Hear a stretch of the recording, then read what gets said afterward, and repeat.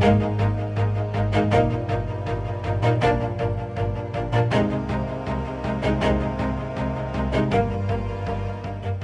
I'm Ian Taylor. I'm the host for the Biz for Biz, and welcome to our April edition, where we are going to talk all things BizCrunch. What is BizCrunch, you ask? Well, to be honest, I'm not quite sure myself at the moment, but I'm delighted to have with us today the co-founder and chair, Gareth Hawkins, who I'm going to pass over to now, who's going to walk us through what is BizCrunch and how it can help you. As we go through the presentation, if you'd like to keep your questions until the end, we will have a question and answer session once Gareth has finished his presentation. So without further ado, over to you, Gareth. Thanks, Ian. Delighted to be here with Biz for Biz WebeXions, and hoping that the introduction to BizCrunch proves to be informative. And without further ado, more than happy to get stuck into what BizCrunch is to help fill in that blank, tell you about the problem we're trying to address, if you like. So give me 1 second and we'll dive into some slides to confirm you can see that. Yes. Magic. So BizCrunch, very much part of the startup economy, but trying to help power the later stage kind of private equity part of giving business continuity to companies as they pass towards like the next generational shift of wealth and the transition to new ownership. So what does that entail, you may ask? Well, companies that are growth focused have options before them as to how they can grow their businesses. They can go one of two lanes along the growth highway, either the organic route, where you add customers through the normal sales outreach and business development route. You cultivate, you relationship manage, you convert to sales, and you look to rinse and repeat, and hopefully gradually grow that customer's spend with you. Do that to deliver increased revenue on a year-by-year basis, the traditional route. But for those that want larger swathes of growth, for as long as there's been business, there's been acquisitions and M&A, mergers and acquisitions, as an opportunity to add growth through adding subsidiary companies or competing companies into your entity. And surprisingly, not as many companies pursue acquisition as in the UK particularly, as perhaps you'd expect. I was quite surprised when we set out with the BizCrunch mission just how few acquisitions there are in the UK every year, by contrast to, for example, the United States. Why would somebody wish, if they're looking to grow their company and thereby grow their enterprise value, their valuation, should their ultimate goal be to sell their own company, why should they care about the M&A space? There's something called multiple expansion, which is the principle that the bigger the business, the lower the risk, and therefore the higher a multiple of earnings a potential acquirer will apply to the profit of that company. So if you think about it as a stack or a pyramid, whereby there's a very broad base of small and medium-sized businesses, there's a slightly smaller tier or strata of groups of the SMEs. Then you've got your mid-market, private equity-backed, typically larger players that are pre-IPO, pre-listing on an AIM or an LSE type market. And then you've got your public companies. And actually, the typical British standard or UK standard around multiples of earnings before interest, tax, depreciation, and amortization is about 2 times. So at the lower end, sometimes 1.5. At the kind of mean average, I guess you would say maybe 2.5. But if you are a sub £5 million SMB revenue-wise, and doing a modest sort of 10% EBITDA, so 500,000 of EBITDA, you're probably going to be valued in a sort of general acquisition sense, unless there's a massive strategic multiplier, you're going to be valued at about 2 times your profit. When you start aggregating and getting to sort of reasonable materiality, when your revenue might touch 20 million and your earnings might, well exceed 1 million, it starts to get into more interesting territory, largely because you've de-risked the business to some extent. It's not normally an owner-operated company by that stage. There's a team of people, there's inherent succession planning, there's structure, there's governance, there's repeatability, normally recurring revenues and contractual revenues of some kind. So being able just to simply go from 2x to 5x your EBITDA just by adding on some additional companies and building out your group is quite a nice way to grow your overall exit valuation without having to go the very long route of continuing to add modest numbers of customers and incremental growth on a year-by-year basis. But it gets super interesting if you want to really extrapolate that and actually go out and build super groups and start to fall within the sort of mid-market private equity appetite, where they start to look to pay up to 10x your EBITDA on your enterprise value. And at that point, you're normally doing 10 million of EBITDA. So you see how it starts to get quite exciting. And as I do working in the early stage economy with venture capital, those are the kind of businesses that they like to try to sponsor. They like to try to get involved with, because by getting involved at those early stage kind of SaaS startup, high gross profitability but fast growth trajectory, they envisage a world where very quickly, in the space of 5 to 7 years, those companies are worth 100 million plus on their enterprise value, and that's the sort of venture private equity channel that tends to exist. All because the public companies are getting probably 15 times EBITDA on their market cap EBITDA enterprise valuations on the public markets. And so there's sort of accretive value for them buying the mid-market companies, because instantly there's a 1.5 times uplift, if you like, in the impact on their own balance sheet. So there's effectively, this is a waterfall type arrangement which escapes the attention of most folks. I mean, it took me to be involved in the sale of a company to realize just how this all trickles down. But you can acquire your way up the ladder, if you will, to become more and more attractive and play that valuation arbitrage or multiple expansion route. So big is most definitely beautiful. It's not for everybody. And there's absolutely nothing wrong with running companies that are smaller and arguably slightly more manageable and subsistable and deliver you an income ad infinitum. That's all cool. But if your intention is to have a significant wealth event, the acquisitive path is definitely worthy of consideration. And now, actually, in the UK, it's an amazing opportunity, and this is really why BizCrunch was born, because we're now facing the largest generational wealth transfer in history. And there are increasing numbers of acquirers that are seeking entrepreneurship through acquisition or to benefit from the small and medium business succession M&A opportunity that now exists. And there's absolutely no reason why established companies shouldn't be looking to do the same and take advantage of companies that are now passing into a need to sell, rather existential need to sell.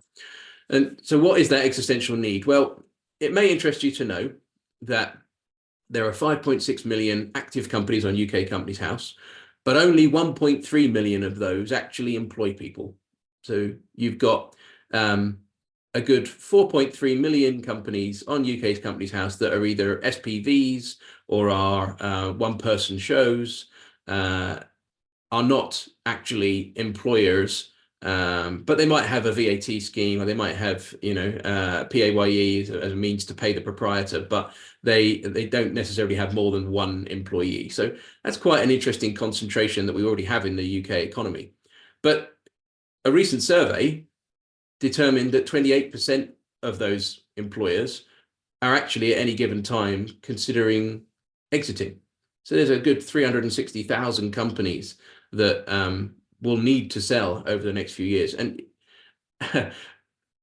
15% of all directors on UK Companies House are within 5 years of or are working past retirement age. So they're directors of companies and they're 60 plus. And that is an increasing wedge on a graph of distribution of director ages in UK companies. So directors are getting older, and as a proxy for proprietors or majority shareholders, it's our statistics that we have pulled from our database show that there are over 125,000 UK companies doing £1 million in revenue or more with employees where the owners fall within that bracket of being 60 plus. So quite a tide, if you will, of silver surfers that or baby boomers that are facing a need to sell. 58% of all companies surveyed would self-declared to have no succession plan, no inherent successors in the company, no children that wish to take the company on. So have to face the prospect of bringing in new talent externally or selling the company to new talent to take the company forward.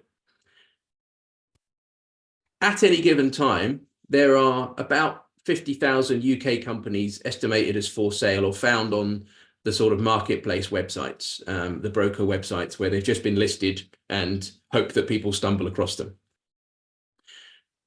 Only, according to the Office of National Statistics, only 2,200 companies changed hands in 2023, up 5% from just over 2,000 in 2022. So that's 4% of the supply that is known to be for sale, and well under 1% of the 28% here of 360,000 companies that say that they will consider selling over the next 5 years. So the amount of M&A that takes place in the UK has to really increase substantially in order for a material number of those companies to actually transition into new ownership, because the consequences are that they would have to wind up through members' voluntary liquidation because they have nobody to pass the company on to and no one has acquired them. So actually in 2022, 500,000 companies dissolved. Now, yep, some of them are going to be C-bills vehicles that were spun up nefariously because of the boom day that was had by some folks with not the best intentions towards the UK economy. But actually, on average, there's about 400,000 companies pretty much consistently over the last decade that annually are dissolving. So if you imagine, a massive disproportionate 100x difference between companies that are winding up versus companies that are selling out. So just follow me through on a thought experiment. What if a substantial number of those 360,000 companies didn't sell? It would cost the UK Treasury an inordinate amount of money. And here's how. 17 billion in NIC PAYE, 25 billion in corporation tax, and 49 billion in VAT income. That's what those 360,000 companies effectively generate based on an average revenue of 3.5 million. The welfare bill of the 1.8 million employees that will be displaced from those 360,000 companies is potentially 68 billion. And these are annual figures. So we end up with a 160 billion pound bill to the UK economy if these companies don't in some way continue to operate post their current proprietors' ownership.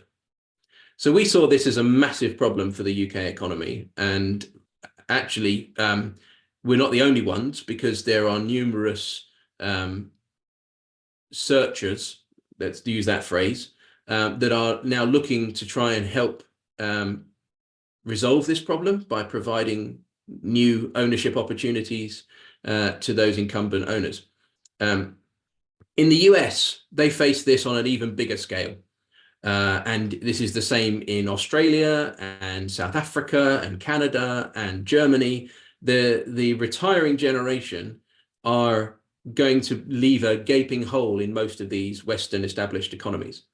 And so Harvard Business School have been banging this drum for over a decade, and entrepreneurship through acquisition has been born as a movement to go out and look for ways in which to buy established businesses, solve this problem, and do the value transfer and enable the trillions that are locked into the balance sheet of these companies to be released for their current owners. Now, we've had a massive movement over the last 20 years of young folks getting into startups and doing the 0 to 1 route and creating businesses from scratch. And what we're all starting to wake up to now, especially given that money is no longer raining from trees in the venture capital world, you know, the actual number of deals and the volume of deals being done in early stage investment is way, way down, 60% down actually this year versus last. Sorry, 2023 versus 22. So massive slowdown in the early stage economy investment. But what we are seeing is young folks engaging in entrepreneurship through acquisition and starting to look at companies that they could buy. So BizCrunch was born really to try and help with that searching. Initially, we've got a wider mission to try and power entrepreneurship through acquisition and to better serve and improve the small and medium business succession M&A deal flow. But one key challenge that searchers, that business acquirers face universally is trying to find companies to acquire. And so if you're watching this or participating in this and you run a company and you're thinking, well, how do I find companies that I can add to my balance sheet, or I can add to my group, and I can play that multiples expansion game and grow by bigger strides? Where do I find them? Well, yes, you could find them on Businesses for Sale and the various brokers' websites, etc. Arguably, by the time they found their way onto the brokers' websites, they have been encouraged that they are worth 6x their EBITDA. And regrettably, only 1 in 20 deals, 1 in 20 companies on those listings websites actually sell, because there are massively misaligned expectations between the seller, who's been encouraged to list because they've been told they can get 6 times their profit, and the buyer, who, just because they're aware of the industry averages and the overwhelming amount of data that says that about 2 times EBITDA is the standard, both in the US and the UK, there's a massive disconnect between what is willing to be paid and what is expected to be paid. And so a lot of these deals fail because lack of preparedness on the part of the owners and misaligned expectations. So off market is the way that most searchers have started to go, and to try and find companies as acquisition opportunities before the owners have actually explored selling. And the BizCrunch database contains about 400,000 UK companies that are deemed to be acquirable, that have independent ownership and therefore aren't part of nested corporations, with masses of data that help you really refine down the kind of companies that you are looking for to start your outreach and approach them with a view to acquiring them. So let's look at how that works. We've got a brief walkthrough here of the BizCrunch platform. And so we have a very nice intuitive search function whereby you would enter the locations, either the cities or the regions that you want to search within. You can either look for registered office or trading addresses. We have both. You then pick from the standard industrial classes which types of company, which kind of sectors or verticals you're interested in exploring. So you can search manually, or you can choose from the taxonomy in there. We are actually also now adding the international standard industrial classes because the UK's SICs only extend to about 99 different classes. They're very broad. The international ISICs are far more granular, and therefore you can be much more specific about your search. For example, if you want to buy wealth management companies, the UK doesn't go down that far. It just covers investment companies, whereas the ISIC is much more detailed. So after you've chosen your industrial class and your location, you would choose the revenue that you wish, the range of revenues which you wish to search in. So we go from $250,000 revenue to start at 1, where it starts to become material, right the way up to 50 million revenue. Obviously at 10 million revenue, you're starting to have to compulsorily declare your revenue. But only 1% of the companies on Companies House actually do declare their revenue currently because they don't have to. So we're finding here, we've already got, with our current search setup, 4,800 odd search results. We're now able to refine that further and look at certain metrics within the balance sheet or within the P&L, and try to refine around whether we want certain levels of profitability. Great. So that's now decided to bring us in at 2,800 entries. And what we'll do is just complete that search now and go off and have a look and see what results we find. So this is now going through our database, applying all those filters and bringing back a series of results. It will show the first 1,000 results before you can then go into some more refinement. And we classify the results into 2 different types of category, and you can click on any of these and go down into a detailed insight page. But let's just save this as a new filter now to be able to go back to, so we don't have to set all that up again. So yeah, we'll just save that. And we have 2 types of output. We have standard companies and we have premium companies, and the premium companies are super acquirable, like one owner, post 60 years old, very leverageable, recurring growth in their profitability, have been established for more than 20 years. So we can, using our smart acquire filters, we can apply this sort of acquirer's lens over the top and refine the results a little further.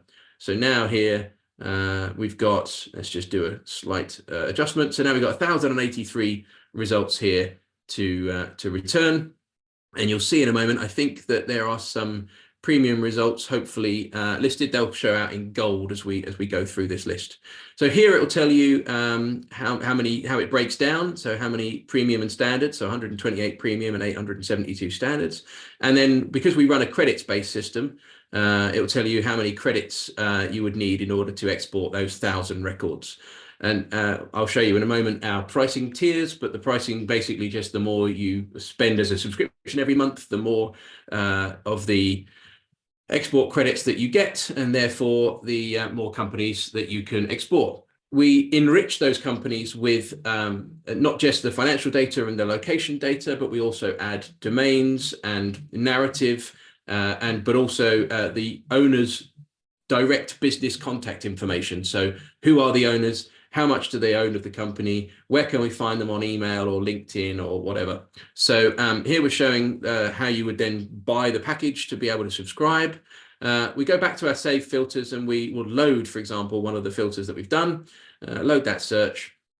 And then I'll push this right the way through to an export now, where we can see the results, because the results are ultimately exporting to a spreadsheet that enables you to do outbound, either mail merge and print, sending letters to these people, or doing emails, or reaching out to them via their LinkedIn addresses. So if we just proceed now to export this data, which I'm hoping my demo hasn't stopped. Yes, we'll move on to just exporting this data. Let's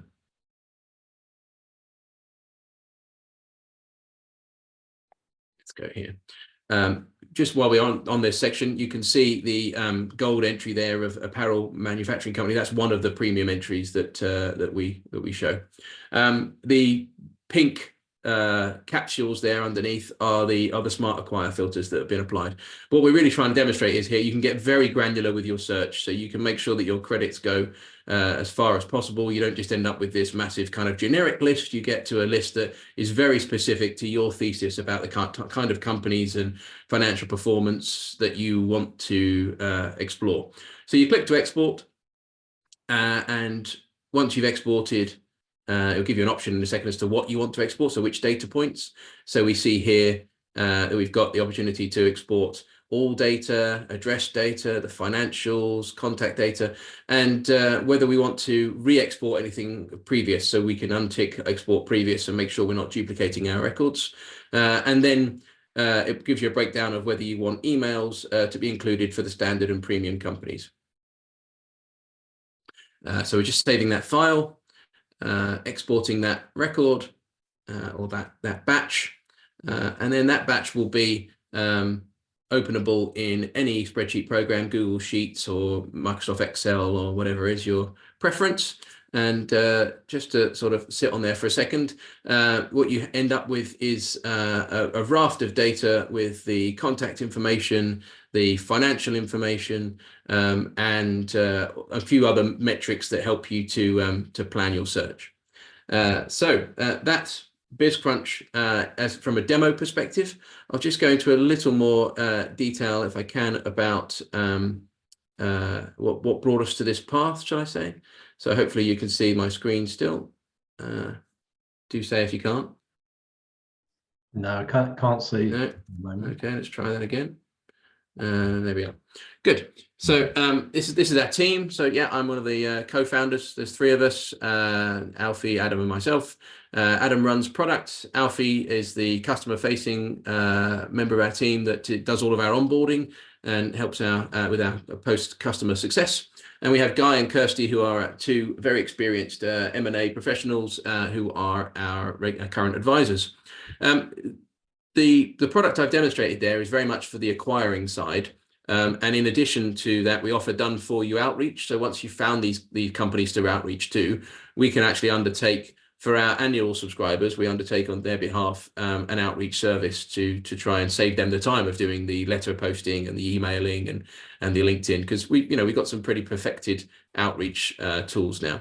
We also have a burgeoning community that acquirers and also budding acquirees can join to discuss all things M&A, and it's a sort of silo-ized community. So the budding acquirees, the companies that are looking to exit, can speak with others that have gone through the same path, and those that are doing acquisitions and searches have their own channel within the community as well. We also have a abundant knowledge library where we share all things preparatory information for people looking to sell their companies, and also knowledge for people that are looking to buy companies. So common playbook approaches for those that have never sold or bought companies before, how to navigate the space. Terminology can be quite opaque if you've never been in the M&A space previously. If you're going in for the first time, you could have run a business for 30 years and never bought or sold one. So we're very respectful of that and try to provide as much knowledge as we can to help people address that information asymmetry, because often buyers tend to know more than sellers about this experience. And it's important that for deal success that both are armed with the same set of tools. And then preparatory services as well. So one area that we are now evolving within BizCrunch is helping companies to prepare for sale. So yeah, there's a opportunity for anybody to try BizCrunch for free. So you don't need to subscribe to be able to export data. You can get in, do a search, just visit BizCrunch or search for BizCrunch. BizCrunch.co or BizCrunch.ch. You can get us by many means. We're pretty apparent on Google. But go set up your own free trial account, do some exports, see if you like it, see if it floats your boat. If you want to, you can book a demo to be shown some of the sort of more advanced tools and advanced search filters within there. We're always happy to help. So yeah. Ian, if you've got any questions for us, I'm more than happy to take some.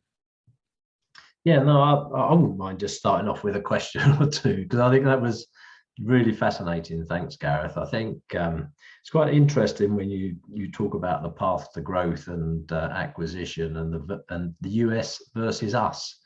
Is it like that we're a bit behind their ecosystem of M&A, or is it just a different culture? Well, you've got to remember that everything's 5 times bigger. So just the general population size, I mean, per capita, the number of people is 5 times bigger than the UK. And, the amount of liquidity flowing in their public markets is about the same, is substantially more. And you've seen all the news articles about the sort of lackluster LSE IPO performance and us losing companies in the UK to the US stock market because of the greater liquidity opportunity that exists there. So I think that has fueled a more aggressive M&A market, and certainly on the entrepreneurship through acquisition front, it has been something that the US has been more cognizant of and more embracing of in the last 20 years. But it's now, because of this compelling generational shift, it's now really gaining momentum and has started to permeate the business schools of the UK. So just in the last 3 or 4 years, you've seen the Henley Business School, you've seen Cambridge Judge, you've seen Oxford Said all start to offer short courses or communities or various different ways of learning about entrepreneurship through acquisition. So it is starting to penetrate the zeitgeist and become a thing. I do fear that it will become a thing too late, and we'll still see far too many of these companies fail to be acquired. No, I think it's quite interesting, because if I relate it to our series of WebeXions, obviously we heard from Andrew Watkin about employee ownership trusts and passing on succession planning and stuff like that. But from your statistics, it shows that not a lot of that has been put in place for the vast majority of businesses, and there's this, if you like, training gap of bringing in second round management, as it were, through that process. Yeah, I mean, if we can solve all the succession with EOTs, great. They're a very tax efficient way of passing ownership on. Problem is, you need something approaching a consensus. You need your employees collectively to become responsible for the company, and those optimal conditions don't always exist in every company. And the proprietor will think long and hard before they hand the keys to their entire workforce. So it works for some, but it doesn't work for all, and some just unfortunately don't have that option, but have very healthy, cash generative, nice stable businesses with strong financials and good net asset value, but no one has yet come and made them an offer. So we're trying to help improve the chances of that. It's quite interesting from an acquirer's perspective, up to obviously your SME, your small business and your groups. Your EBITDA multiples aren't dissimilar to bank multiples in terms of lending. Is that right? Yeah, in terms of a leveraged transaction, cash flow lend, the highest I've ever done or experienced was 8 times, and that was a 100 million plus turnover group. But certainly at the if you like, a couple of company group and your single company, then 1.5 to 2 times EBITDA is fundable, as long as you've got a minimum 500,000 EBITDA. So it's a net present value calculation, isn't it? Ultimately, we're all doing a weighted a discounted cash flow equation, and we're arguably it's how fast do you want the money back, or how many years are you willing to wait for that investment or that loan to be recovered. And the smaller the company, the less likelihood arguably there is potentially that company's going to be around for many more years after that horizon. So you set a short rope, if you like, for the smaller companies, because it's just the outlook, the long-term outlook is so much more clouded and uncertain the smaller the company. So it's a risk appetite thing, isn't it? Yeah, and you're absolutely right. And it's just maybe interesting for listeners to understand that there are M&A bank teams out there that will look at, if you like, M&A funding, acquisition funding, which is driven by EBITDA levels. And within the SME, it's a minimum 500,000, but then as you get a bit further up, it's 1 million. And they'll only entertain something if it's generally a minimum £1 million EBITDA. Mhm. But they have dropped it down, so it doesn't always have to find an equity investor in alongside it. There is some opportunity for bank debt led situation. Yes, I mean it's a very topical point actually you raised there, because one of the missing links in the UK ecosystem for entrepreneurship through acquisition is ready availability of finance Right. to fund these transactions. I mean, once you've got the keys to the company, ultimately, if you've got the ability to leverage your balance sheet or to take out invoice financing or revenue financing, great, but that doesn't get the deal done up front. No. And buying the sort of initial consideration, often searchers, acquirers are looking to leverage some of that, looking to borrow some of that. And we don't have in the UK the equivalent of the Small Business Administration that they have in the US. And the SBA in the US will offer a 90% LTV against a company, easily up to 5 million principal sum, and will do it over a long term. They do require personal guarantees, but we don't have. But those SBA backed lenders are prolific in the States, and this was done. I think 2016. They kind of embraced this route because they realized in the US that they had this huge succession problem, and they needed to make it easier, if you will, for acquirers to finance the deal. Yeah. And unfortunately, in the UK, despite us having a wonderful institution in the British Business Bank, we have no equivalent to that, where you could get a 90% LTV and you could do it over a sensible term, a manageable term.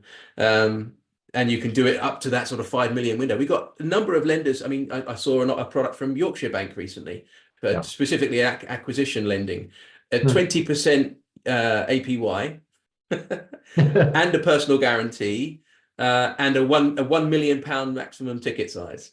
So, well, that's not going to get you very far. Well, who's gonna wear a 20% cost of capital either? I mean, exactly. That doesn't feel very manageable to me. No, and there's 400 lenders all doing different bits and pieces and different appetites, and they are pretty restrictive. It's ideally one of the mainstream lenders that has got the balance sheet behind them, but they have different appetite as the months go by and the years go by, and maybe it's something that's worth talking to the British Business Bank about, to be honest. Most certainly, yeah. I think also, our wonderful our local MP Bim Alami, who's secretary to the Treasury, and hopefully has the ear of Jeremy Hunt. Jeremy stood on at the Mansion House and encouraged all the pension funds to invest in venture capital. It would have been wonderful to have used that as an opportunity to create a vehicle like the SBA to fund business continuity in the UK, but sadly no. Keith, do you have a question? I think it's just interesting, Gareth. You talk about how the companies get to a certain size and how much more valuable they are. Over the last few months, I've been watching a company called Wincanton, which you probably all know of, obviously, logistics haulage firm. Was trading about £3.50 on the stock exchange.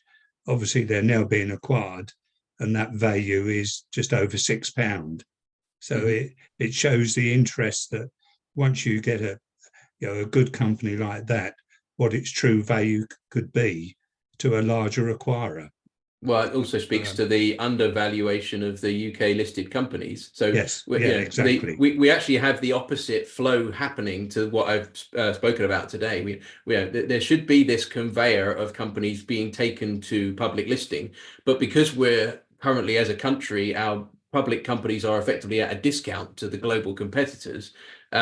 We're getting a lot of them taken off the exchanges and taken private by normally US-led or Gulf-led private equity houses that realize that there is that hidden value that isn't recognized or isn't being appreciated in the market cap. Yeah.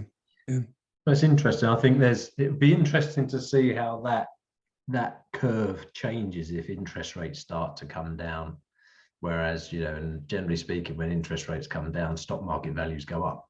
So, and it's where the transfer of funds goes to, but it's not hitting the acquisition trail, is it, Gareth? It's just hitting market values.